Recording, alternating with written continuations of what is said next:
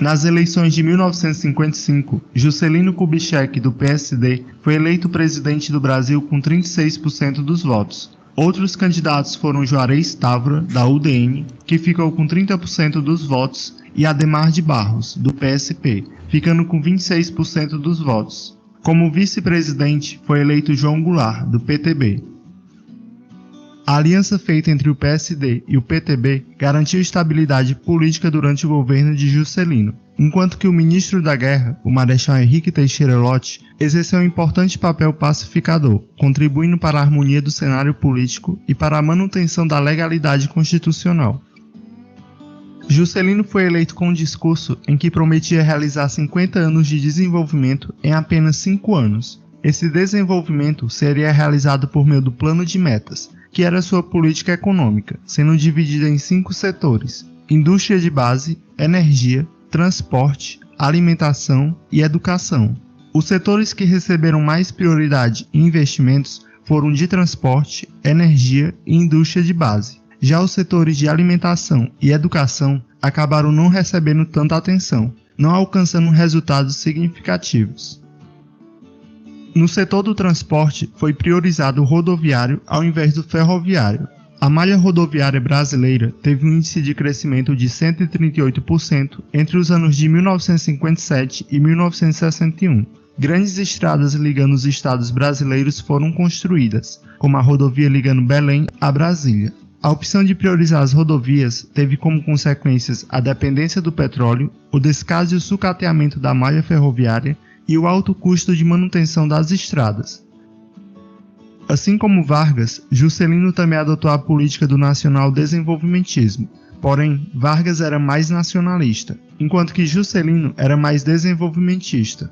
Dessa forma, para alcançar os objetivos do Plano de Metas, o governo de Juscelino favoreceu a entrada de capitais estrangeiros e a presença de empresas multinacionais no país. Portanto, o nacional-desenvolvimentismo de Juscelino caracterizou-se por combinar o intervencionismo do Estado com os interesses da indústria privada nacional e o estímulo à entrada de capital estrangeiro. A expansão industrial aberta ao capital estrangeiro fez com que muitas empresas multinacionais chegassem ao Brasil. Dessa forma, novos produtos começaram a ser fabricados no país e novos empregos foram gerados. Durante a presidência de Juscelino, desenvolveu-se a indústria de bens de consumo duráveis, geralmente controlada por empresas multinacionais, fabricando principalmente automóveis e eletrodomésticos. Dessa forma, o consumo de produtos industriais passou a fazer parte cada vez mais dos hábitos dos brasileiros, principalmente da classe média. E assim, um novo estilo de vida começou a se formar no Brasil, cada vez mais próximo do modelo norte-americano, o American Way of Life.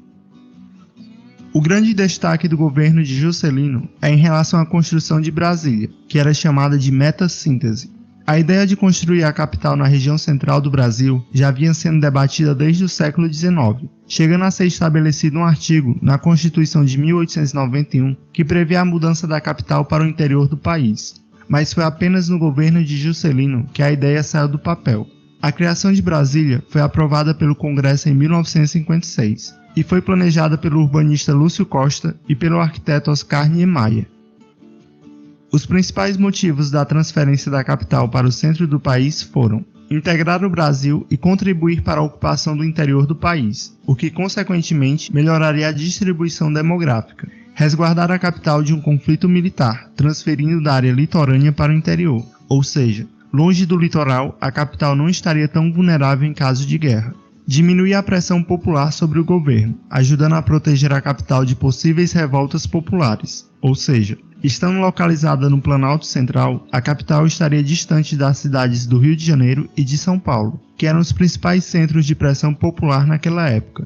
Brasília foi inaugurada em 21 de abril de 1960. Sua construção promoveu uma maior integração econômica e desenvolvimento do centro-oeste brasileiro.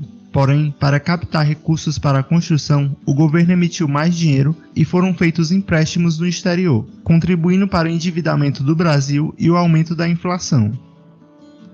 Os trabalhadores que participaram da construção de Brasília ficaram conhecidos como candangos. Eles eram provenientes principalmente do Nordeste. Ao término da construção, esses trabalhadores acabaram não tendo condições de morar em Brasília. por ser uma cidade de custo elevado e voltada para a política. Concluídas as obras e instalado o governo, alguns desses trabalhadores retornaram aos seus estados de origem. Outros foram viver segregados nas regiões periféricas de Brasília, em acampamentos semelhantes a favelas. Esses acampamentos deram origem às cidades satélites. Assim como nos governos anteriores, o desenvolvimento industrial foi focado principalmente nas cidades, o que intensificou o êxodo rural e a migração de nordestinos e nortistas de suas regiões para as grandes cidades do Sudeste. Sem estrutura para um aumento repentino da população, as cidades cresceram desordenadamente e ampliou-se o quadro de miséria. Embora a industrialização tenha acontecido principalmente nas cidades, também houve a intensificação da mecanização da produção agrícola, o que produziu desemprego e redução de salários, aumentando a insatisfação social das populações pobres da zona rural nordestina. Em 1954, foi criada a Sociedade Agrícola e Pecuária de Plantadores de Pernambuco, a SAP, sendo legalmente constituída em 1955. A SAP era um movimento social anteriormente conhecida como Ligas Camponesas. Ela era organizada pelos trabalhadores do campo em busca de garantir acesso à terra, a trabalho e a melhores condições de vida. Durante o governo de Juscelino, a SAP exerceu um importante papel político em defesa dos trabalhadores rurais, os quais foram excluídos do desenvolvimento industrial.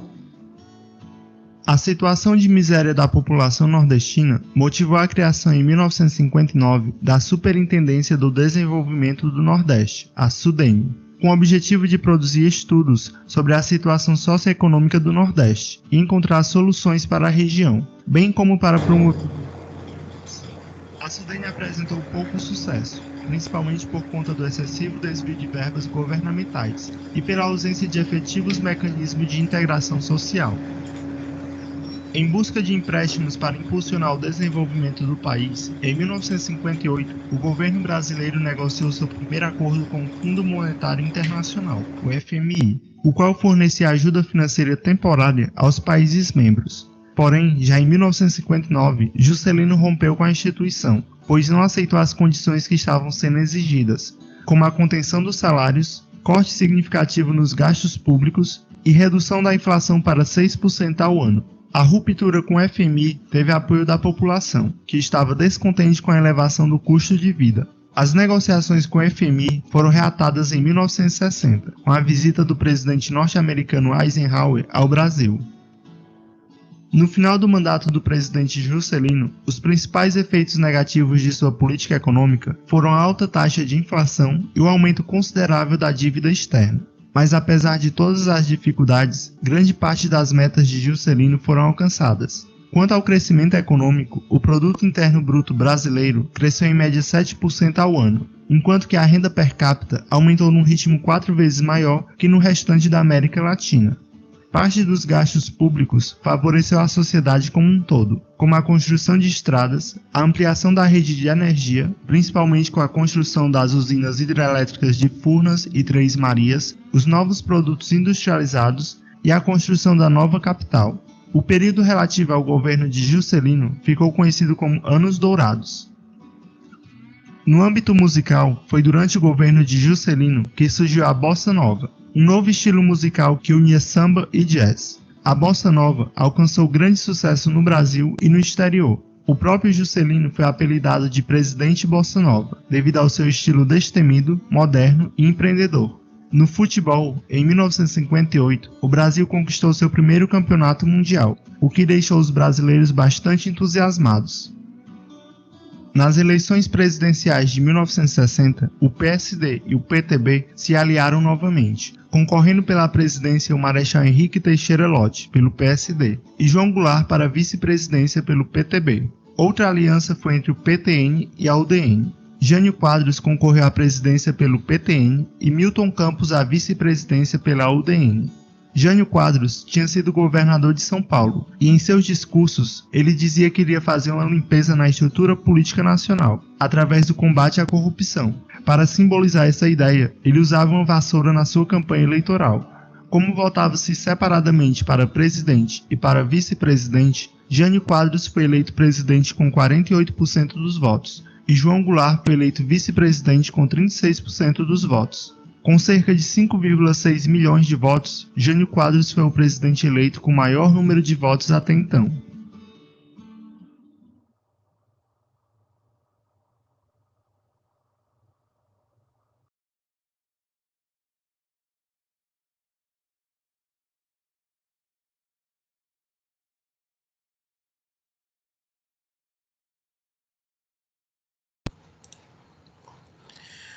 Bom, vocês puderam conhecer um pouquinho mais então do governo JK, né, pessoal?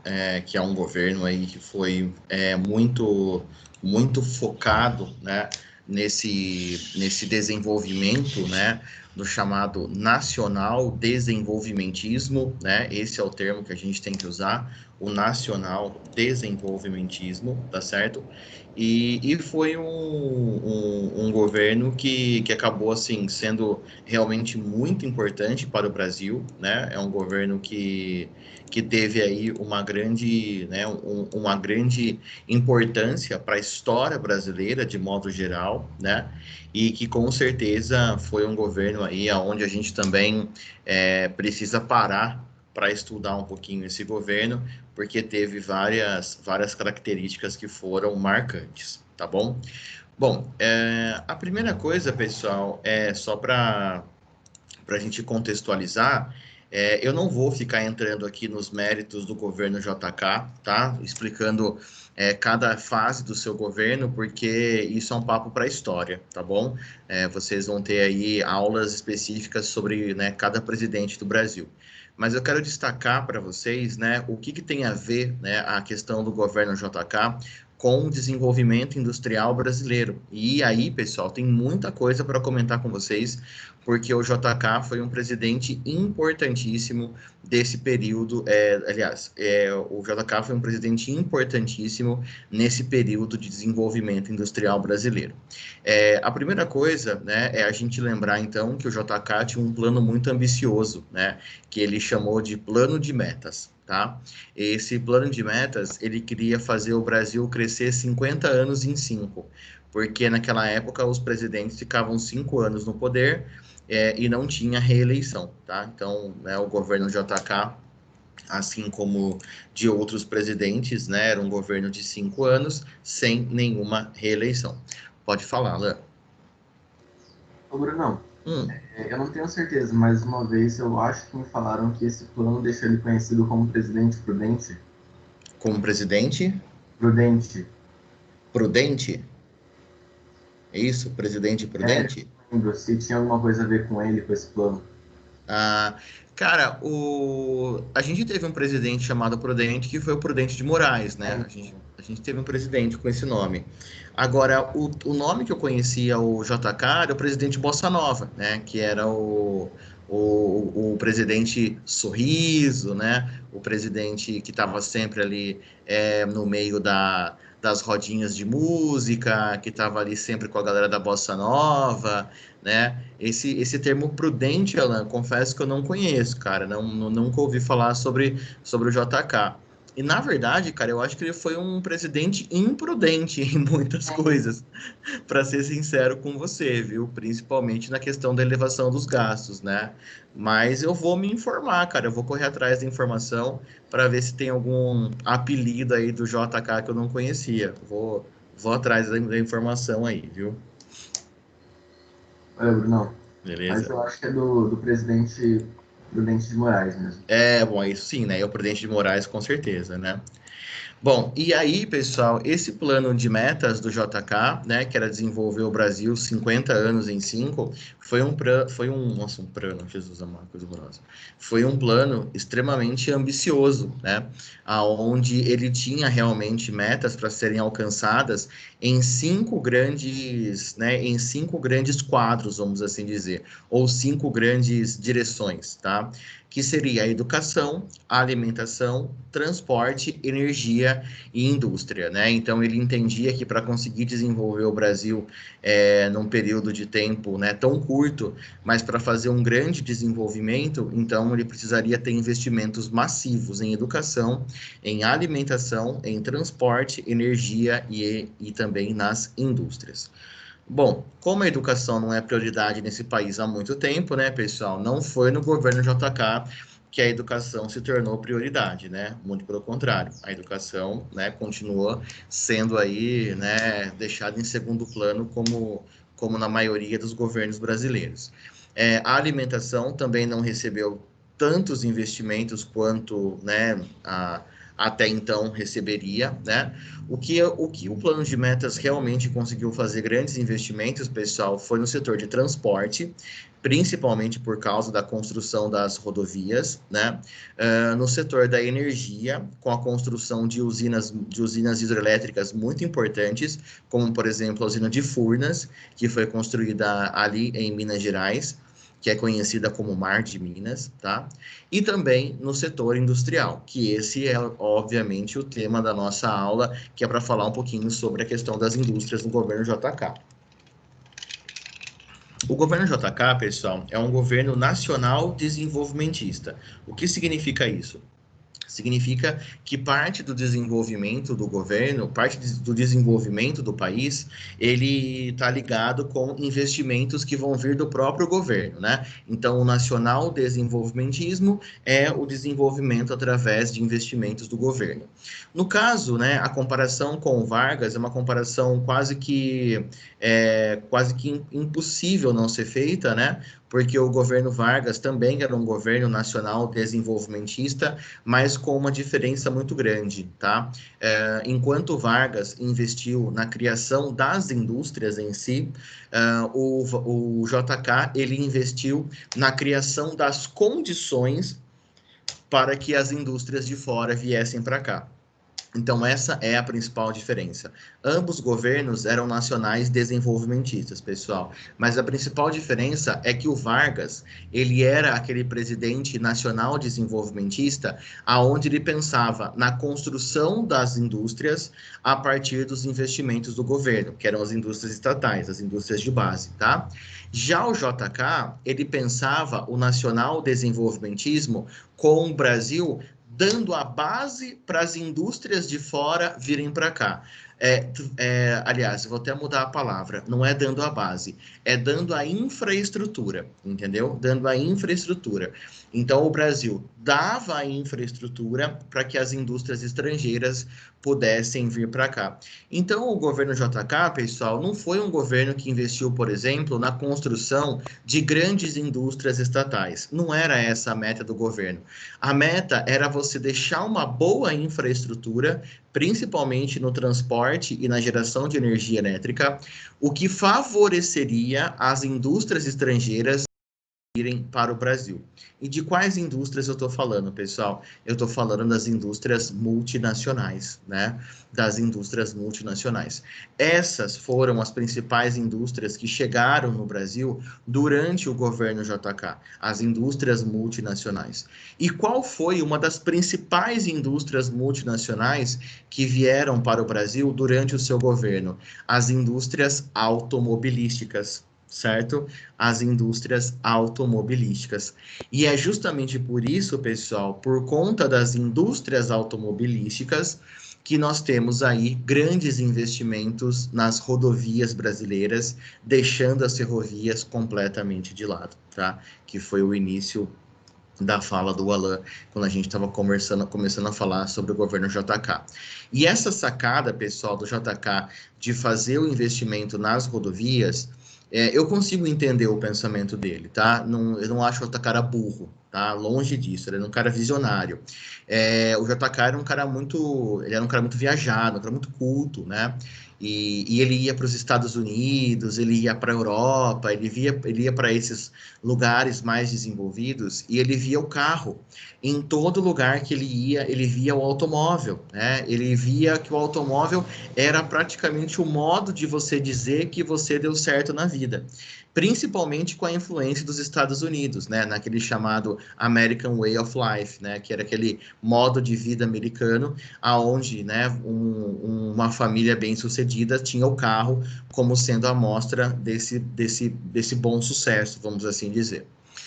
E aí, vendo que o mundo estava partindo para o automóvel, o JK quis estimular, né, o desenvolvimento do automóvel no Brasil. Então, eu entendo o porquê, né, de tanto investimento nos automóveis. O que eu realmente não consigo entender, pessoal, aliás, consigo também, né? Mas o que realmente o JK errou foi em ter cortado os investimentos nas ferrovias, né? Então, para priorizar o automóvel, o JK ele acabou deixando as ferrovias totalmente em segundo plano, o que fez com que o Brasil praticamente não investisse nada em ferrovias durante o seu governo e focasse totalmente na construção de rodovias. E construiu rodovia pra cacete, pessoal. O JK ele abriu mais de 30 mil quilômetros de rodovias pelo Brasil. Muitas, muitas e muitas rodovias. A grande maioria delas chegando e saindo de Brasília, porque essa foi a forma de integração nacional que o JK ele encontrou, né, que ele considerava a forma correta de fazer, que era a integração por rodovias. Então, talvez uma das rodovias mais icônicas que foi construída no governo JK foi a rodovia Belém-Brasília, né, que é a rodovia que basicamente liga o norte ao centro-oeste, né? Fora tantas outras rodovias que chegavam em Brasília de outras regiões, como o Sul e o Sudeste, né?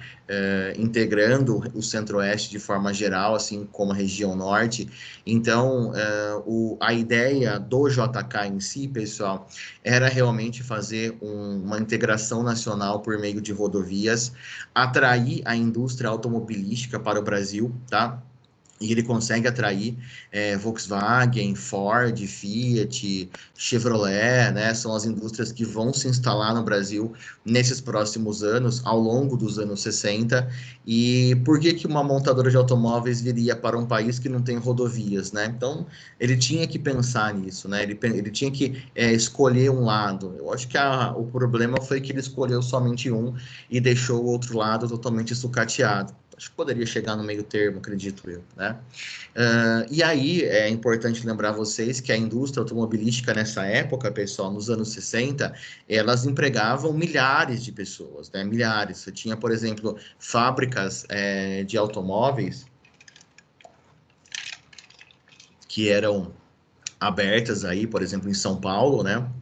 Que é onde se concentrou a maior parte, né, das indústrias do Brasil. As fábricas tinham 10, 12, 20 mil funcionários, entendeu? É totalmente diferente de hoje, que uma fábrica de uma montadora de automóveis vem para o Brasil totalmente mecanizado, né? Totalmente robotizada, e aí ele tem 500, 600 funcionários, né? Naquela época, o carro era montado na mão mesmo, então a fábrica chegava a ter quase 20 mil funcionários. Então, foi uma forma de você gerar muitos empregos, né? Foi uma forma de você atrair muitos investimentos, foi uma forma de você desenvolver o Brasil rapidamente, vamos assim dizer, né? E o tipo de indústria que mais surgiu no governo JK, pessoal, que eram as indústrias multinacionais, eram as indústrias de bens duráveis, né? Porque existem dois tipos de indústria de bens, tá? A indústria de bem durável e a indústria de bens não duráveis, tá? As indústrias de bens duráveis são as indústrias de produtos eletrodomésticos, vamos assim dizer, que duram muitos anos, né? Então, por exemplo, o automóvel é um bem durável, uma geladeira, uma televisão, um fogão, né? Um micro-ondas, são uma máquina de lavar, são produtos que você não troca sempre, né? Você troca muito, muito de vez em quando, né? E os bens não duráveis são aqueles que a gente tem uma troca muito maior, né? Que seriam, então, por exemplo, a indústria têxtil, né? Afinal de contas, você compra roupa sempre.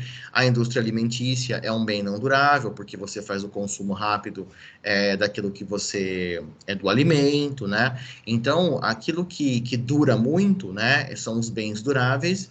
E aquilo que você compra sempre, né, porque o uso é muito rápido, são os bens não duráveis. E aí, essa indústria de bens duráveis, ela acabou se desenvolvendo muito no Brasil, né?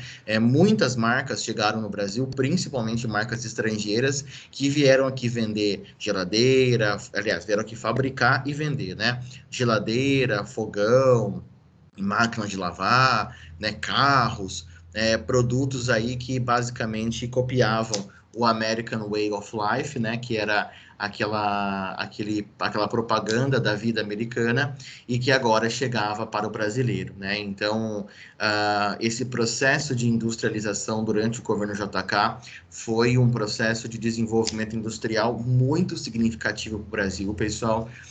O crescimento do Brasil ficou numa média de 7% ao ano, um grande crescimento econômico, né? A renda do brasileiro, ela acabou crescendo 4 vezes mais do que a média da América do Sul. Então, não dá para falar que o Brasil não se desenvolveu com o JK. Talvez ele não tenha conseguido se desenvolver 50 anos em 5, né? Talvez essa meta fosse muito ambiciosa, mas certamente o JK modernizou o Brasil, certamente, né, o JK, ele deu, né, ao Brasil um ar de modernidade, ele colocou o Brasil no século XX realmente, né, e fez a capital, né, a capital que é a expressão máxima do modernismo no mundo, que é a cidade de Brasília, que para quem conhece, caso alguém conheça, é uma cidade muito legal, é muito bonita, a cidade de Brasília, é totalmente diferente do que você vê no resto do mundo, né? Você pode, é igual aquela frase do Oscar Niemeyer, você pode não gostar de Brasília, mas você não pode falar que você viu alguma coisa igual no mundo, né? É única a cidade de Brasília. Então, o Brasil realmente avançou com o JK, viu, pessoal? Foram realmente anos dourados aí, conforme vocês viram no vídeo, né? Foram anos de grande desenvolvimento econômico e social. E isso também gerou pontos negativos, né? Como, por exemplo, as dívidas externas cresceram muito, demais, principalmente as dívidas, né, por conta da construção de Brasília. O governo JK teve que pegar muitos empréstimos para conseguir finalizar Brasília, seja com bancos estrangeiros, com FMI, né, com países estrangeiros. Então, a gente aumentou muito a nossa dívida externa, né, cresceu demais essa dívida ao longo do governo JK. E também você teve um problema em relação à nossa rede de transporte, que ela ficou 100% não, né? Mas ela ficou muito focada no transporte rodoviário, deixando os outros modais praticamente renegados, né? Principalmente o ferroviário, que era um modal que já existia no Brasil, e essa é a melhor forma de você integrar um país tão grande quanto o Brasil, né? Você integra os países por um país grande por ferrovias, né?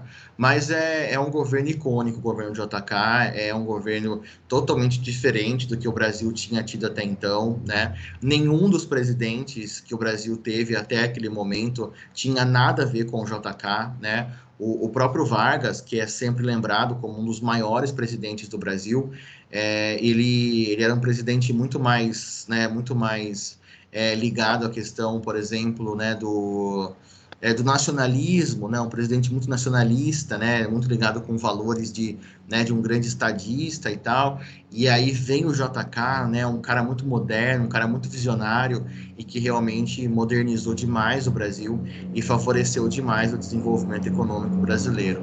Lógico, né, conforme eu disse, teve custos, teve consequências, a dívida externa, nossa, disparou, né, esse desenvolvimento não chegou para todos, né? Vocês viram no exemplo dos construtores de Brasília, né? Foram mobilizados muitos trabalhadores para fazer a construção de Brasília, e a hora que a obra acabou, não tinha o que fazer com eles, né? Ou eles voltavam embora, porque a maioria era do Nordeste, ou então eles começaram a viver ao redor de Brasília, naquilo que a gente chama de cidades satélites, né? Como Gama, Ceilândia, Águas Claras, né? Que são essas cidades ao redor de Brasília. Nunca, né, foi pensado no plano original de Brasília as cidades satélites, né? Mas como não tinham o que fazer com os trabalhadores rurais, com os trabalhadores que vieram, né, para a construção de Brasília, essas cidades acabaram surgindo porque era onde a galera começou a viver, né? Ao redor da cidade de Brasília, uma vez que em Brasília mesmo eles não conseguiam viver devido ao alto custo que a cidade tinha, tá? Então, esse, pessoal, é o governo JK, né? Essas são as principais características da ligação do governo JK com o desenvolvimento industrial brasileiro, né? Novamente, reforço para vocês, é o governo nacional desenvolvimentista, né? Mas, diferente do Vargas, que apostou no nacional desenvolvimentismo construindo indústrias, o JK ele aposta no nacional desenvolvimentismo construindo infraestrutura, para assim as indústrias estrangeiras, chamadas multinacionais, viessem para o Brasil e fizessem o desenvolvimento socioeconômico do país, né? Principalmente as empresas e as indústrias de bens duráveis, como é o caso do automóvel, geladeira, fogão, máquina de lavar, etc. Tá? Então, não dá para falar sobre a industrialização brasileira e não falar sobre o JK, afinal de contas, as multinacionais que até hoje estão no Brasil, elas começaram a chegar em grande quantidade no seu governo, principalmente por causa do transporte e da geração de energia, que foram marcas muito, foram marcas muito visíveis do governo JK. Beleza? Tranquilo? E aí, pessoal, fala para mim, ficou alguma dúvida? Querem perguntar alguma coisa? Tudo bem por aí?